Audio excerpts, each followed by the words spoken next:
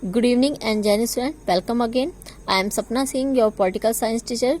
Today we discuss about class 9 chapter 3 electoral politics. In this chapter we discuss about some important question of this chapter. Now your first question, it's one word question or one sentence question. Your first question, who appoints of Chief Election Commissioner of India?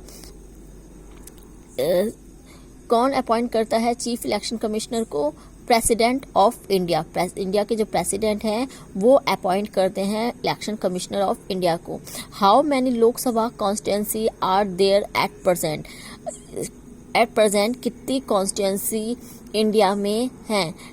So 543 parliamentary constituency at present in India, and which state has more than 75 Lok Sabha constituency? Uttar Pradesh. Uttar Pradesh में 80 Lok Sabha constituency हैं. And area wise, which is the largest Lok Sabha constituency in our country? Ladakh Lok Sabha constituency is the largest Lok Sabha constituency in India in a term of area, with a total area of 1,73,266.37 km square, including regions of Gilgit, Bastion and Aksai Chin, but the currently only 59,000 square kilometer are the under Indian administration. Area के according India में सबसे बड़ी जो constituency है वो लद्दाख है. इसका area Aksai चीन से लेकर बास्टियन तक फैला हुआ, लेकिन करंट में इसका जो अब एरिया है वो कम होके केवल इंडिया के अंडर में 59,000 स्क्वायर किलोमीटर ही रह गया है. And your next question, state 3 main characteristics of the election system in India: universal adult franchise, representative democracy, independent election commission. Now your next question, why are the election called barometer of democracy? Election are called barometer of democracy as if there would be a no election then people cannot choose. अगर election नहीं होंगे लोग अपने representative को नहीं choose कर पाएंगे and choose their representative, so it would be a non democracy.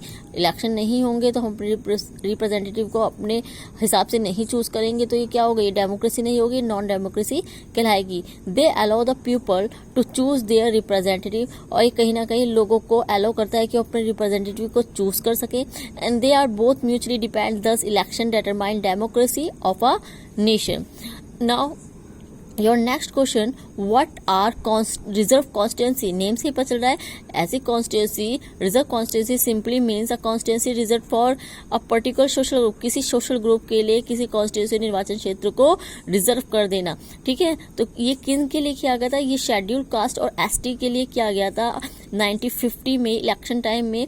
In cast के लिए ये रिजर्वेशन इसलिए किया गया था कि ये कास्ट पुराने टाइम से ही जो स्वर्ण थी यानी जो जनरल कास्ट थी उनसे दबी हुई आ रही थी. हमेशा इनको दबा कुचला जाता था, इनको डिस्क्रिमिनेट करा जाता था इनके कास्ट के बेस पे.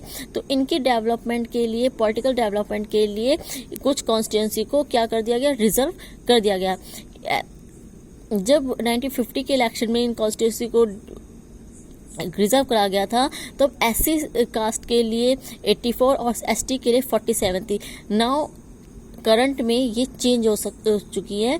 इन present 190 constituency are reserve for schedule caste SC and schedule tribes ST, out of 78 constituency for schedule tribes depending on their proportion and population. Schedule tribes के लिए ये 41 हो गई हैं और शेड्यूल कास्टिस के लिए ये 78 हैं. लेकिन पहले क्या था? ये 84 और 47 थी.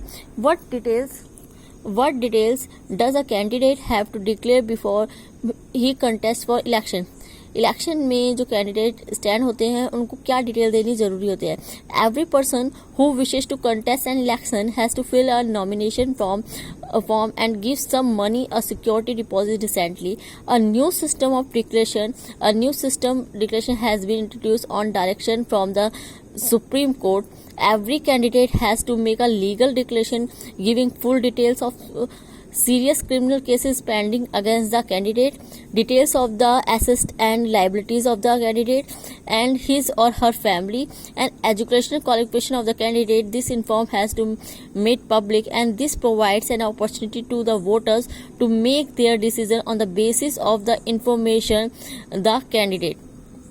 अगर ये क्वेश्चन लॉन्ग में आता है तो आप ये फुल राइट करेंगे, अगर शॉर्ट पे आता है तो आप लोगों को केवल इतना राइट करना है। शॉर्ट ही क्वेश्चन में दिया गया था, मैंने इसलिए आप लोगों को लॉन्ग बताया। जो भी कैंडिडेट इलेक्शन में खड़ा होना चाहते हैं, सबसे पहले उसको कुछ मनी डिपॉजिट करना पड़ता है एज ए सिक्योरिटी, ठीक है। उसको अपने बारे में पूरी इन्फॉर्मेशन देनी पड़ती है कि इस पर कोई केस वगैरह तो नहीं चल रहा है, कोई केस पेंडिंग तो नहीं है, और उसके जो फैमिली मेंबर्स हैं, अदर्स हैं, उनसे पूरी इसकी जानकारी ली जाती है, पूरी डिटेल देनी पड़ती है। उसका एजुकेशन क्वालिफिकेशन क्या है, इसकी भी डिटेल देनी पड़ती है। और ये सब इसलिए करा जाता है कि पब्लिकली करा जा सके कि लोग जो वोटर्स हैं वो इनके आधार पे अपने जो रिप्रेजेंटेटिव उसको चूज कर सके, उनसे कुछ छिपा ना हो कि उनके जो रिप्रेजेंटेटिव वो चूज करने जा रहे हैं उसने क्या किया है, उसका बैकग्राउंड क्या है।